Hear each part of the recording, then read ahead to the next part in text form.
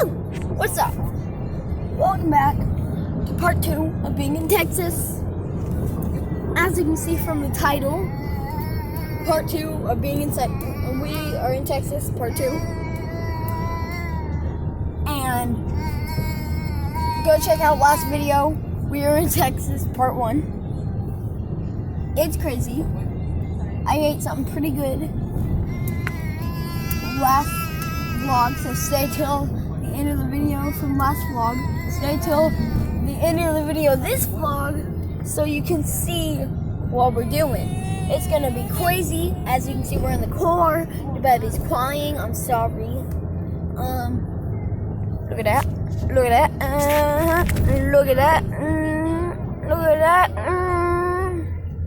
That's not. Don't think we're getting on that. We are not getting on that. 2 more minutes. Two? Yeah. 2 more minutes till we get to our location. We'll see you when we get there.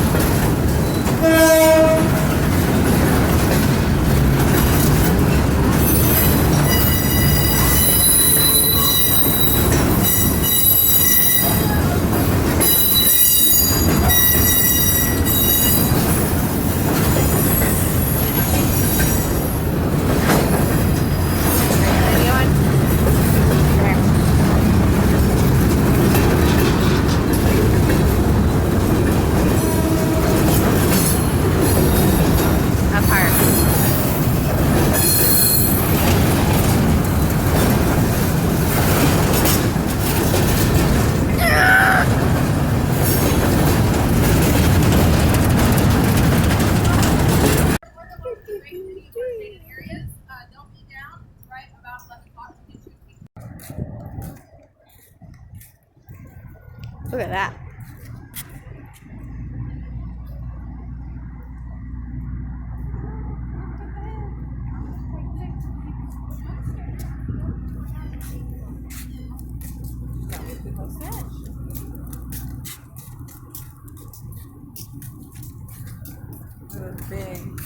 Yeah, I know. I've videoed it. That's Titanic. Oh, why does that ship look like it's leaking?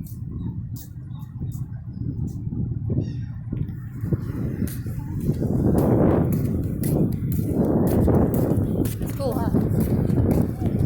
It's cool, huh, Trip? Yeah. Why does that boat look like it's Hey, y'all leaking? turn around. Let me take a picture of it. I'm scared. Here, let me get I'm one. gonna fall into the water. Yeah. Yes. I need to be.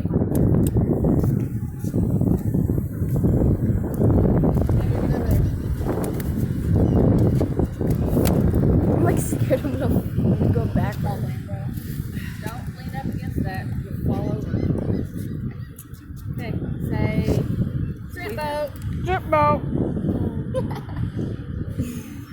I'm a trip boat. You're the only one. I would feel like the only one speeding boat. Let's go. We're gonna go get mine. Okay. Holy Jarvis.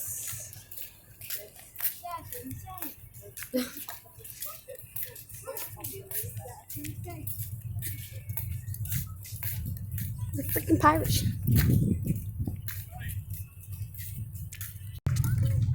Look at the seagull.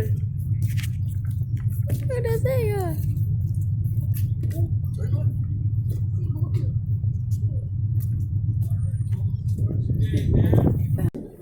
What that means is that she is not just a static museum. She goes out to sea every single year.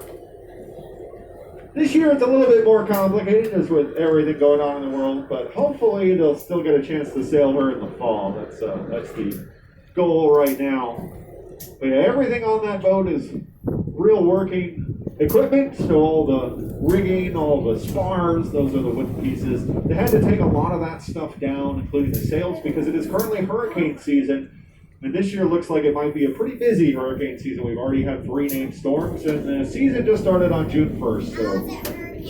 So it's pretty nasty out there. We want to make sure we get as much of Alyssa kind of down rig that's taken apart before the wind gets bad. It's a little bit harder to take 2,000-pound spars off the top of a mast when it's blowing 60 miles an hour. So we try to keep it early.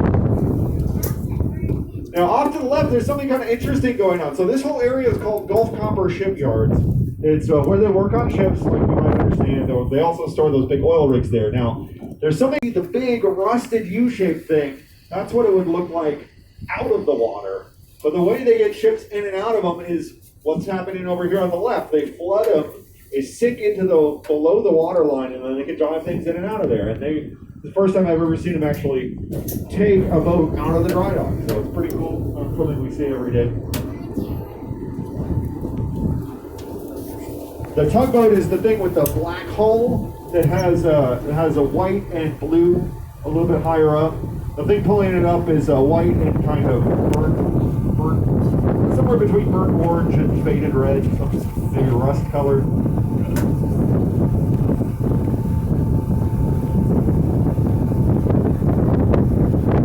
Now, if you're interested in the offshore drilling business and what those big rigs across the way do, there's a unique museum here in Galveston. It's this thing here like the Ocean Star. Ocean Star is an old 70s style drilling rig that got turned into a museum instead of being scrapped at the end of its service. They just reopened a couple weeks ago, and so hopefully they have pretty new coat of paint on everything, but it's a really unique place and all sorts of interesting stuff about that history. And right now we're going to go duck in behind the Ocean Star. We're going to check out an area known as Pier 19, which has been home to our fishing fleet for over 150 years. We call the Mosquito Fleet. Now we call them that. We're going to see what they've got today.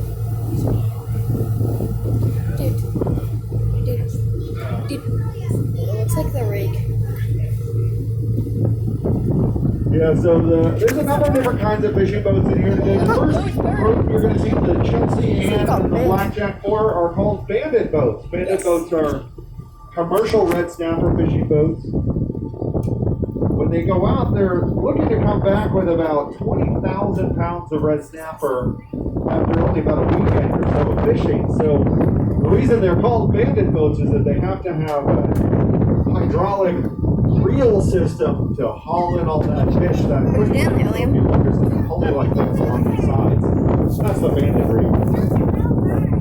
Now, anything in here with a great net on the back is one of our bay shrimpers. We got shrimp busters and rock bottom and a few other ones. They have to stay inside the bays and harbors, and this time of year they're mostly catching live shrimp to be sold as bait. A little bit further down we've got the Bottom Line and the Cynthia Renee. Those are two of our longliners. Longliners go out into thousands of feet of water for weeks on end. They're trying to catch deep water fish, stuff like grouper and tilefish. Now the bandit boats and the longliners are all owned by a fish market called Katie's, which is up here on the left. It's this kind of tin shack building that's half painted black. There's two fish markets in here. The smaller one next to it is called Sampson and Sons. They're like, Sampson and Sons is the older market. They're specialized more in Galveston Bay seafood, but they sometimes have some really good deals on Gulf fish as well.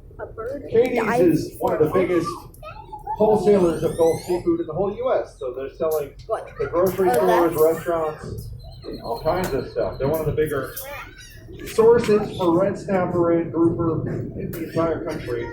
Now, Katie's just recently opened up their brand new restaurant, Katie's Seafood House, which is right in front of us on the stills. So if you're looking for a nice place to have lunch, want to eat some seafood, it's a good place to go. But both of these markets are really neat places. You get up close and personal with everything that's coming in out of the Gulf of Mexico.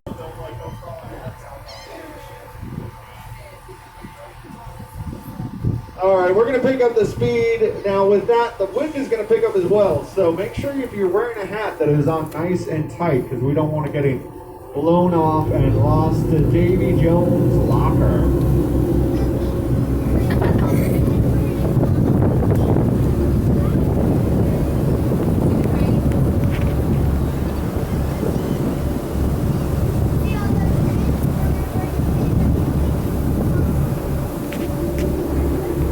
you might get a little whiff of something that smells like fresh fruit.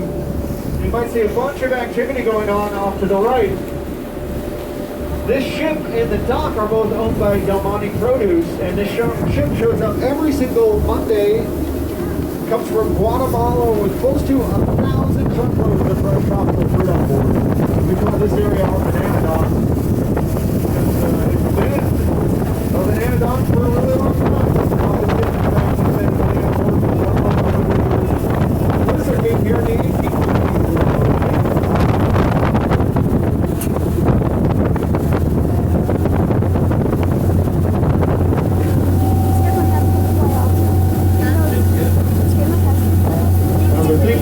Next to the Star Quality, that's called a bunker barge. That's a floating gas station.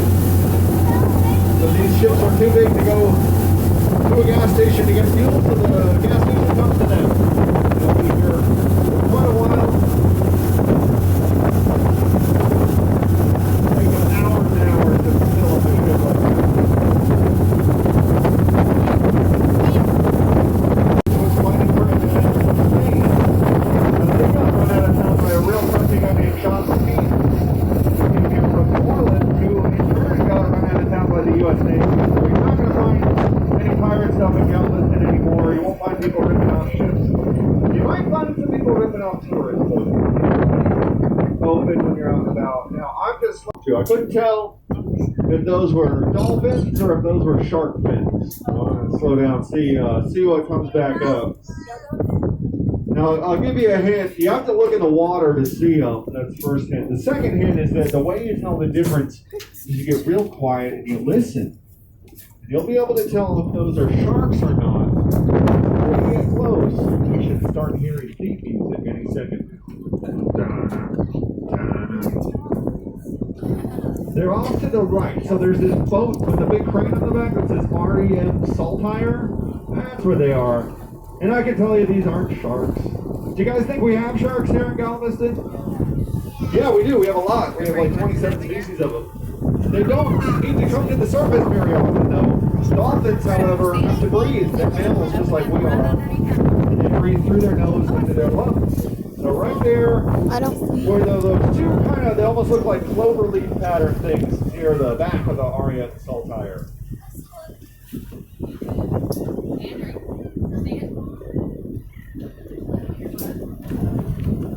You guys are welcome to walk around the boat.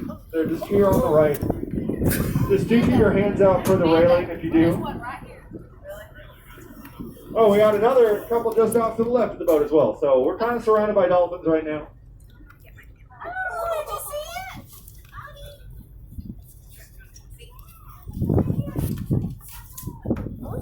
Jump out.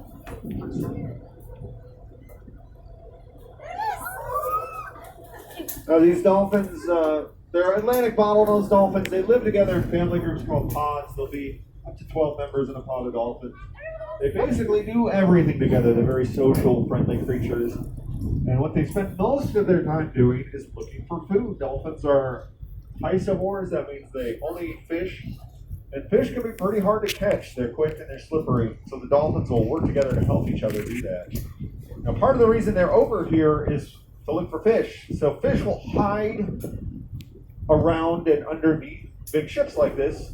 They're able to hide from birds under there. They use it as structure. That's what you call that. And the dolphins know that. And so they'll come looking like it's kind of just an all-you-can-eat buffet. Swim by, grab all the fish they want, and keep going.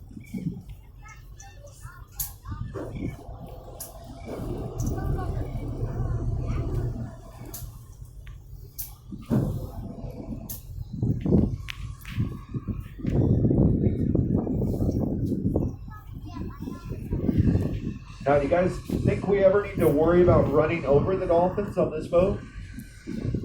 Yeah, the answer is no, not really. See, the dolphins are very strong, quick swimmers, and even though the water's pretty murky, you can't see very far through it, the dolphins don't depend on their eyesight to see us coming. They actually use something called echolocation instead, which is like sonar on camera. So they see using sound, and they form a three-dimensional image of their surroundings, and they can pretty easily avoid us. And that's also how they find fish. And They can even communicate with each other that way. She's getting on. But we're gonna keep moving. The dolphins kind of shut off a little bit. And they can hold their breath for 6 minutes at a time. They can swim over 30 miles an hour, so you never know exactly. Oh, now they're back by the stern of this really big blue and white boat. That thing is called a row-row. Row-row stands for roll on, roll off cargo. So everything that goes on or off the ship drives on and off that big ramp at the back. It's basically a floating parking garage. Cars, tractors, trucks, all sorts of stuff like that. Something goes on ships like this.